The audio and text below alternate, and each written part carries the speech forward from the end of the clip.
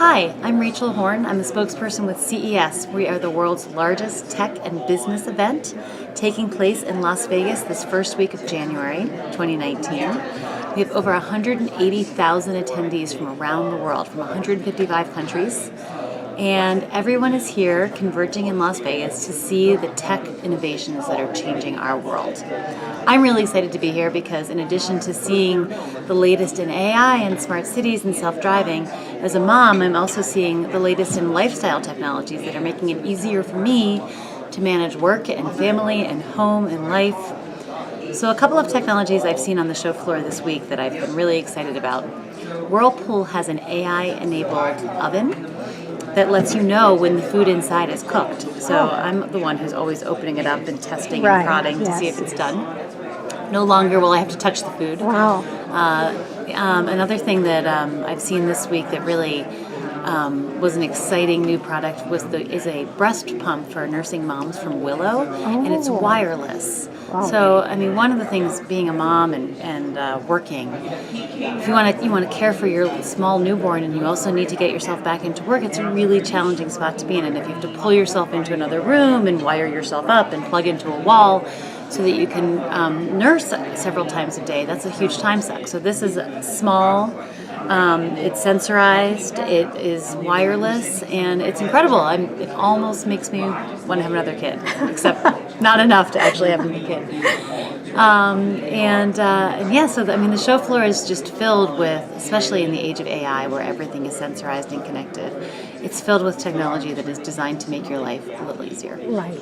A lot of people are afraid, though, especially for women that are really not into technology. They're afraid that it's a one way to keep track of what they're doing, hear what they're saying. What do you think about that? So, throughout history, we've seen technological changes. If you had told me 10 years ago, you are going to walk around with a little machine in your pocket that tells you your email all the time, so that you can always be connected to your email all the time, I would say, no way. There's no way I want that anywhere near me. And now none of us can live without our smartphones. They connect us to family and friends around the world. They let us keep in touch in an emergency. You can find your family in an instant, let people know that you're safe through features like Facebook Safety Check. So I think it's really hard to say yes to technologies before you have them in your life, and then when you give them a try, you're amazed by what they can do for you.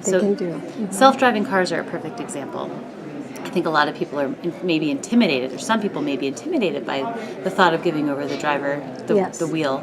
But the fact is that 94% of accidents are caused by human error.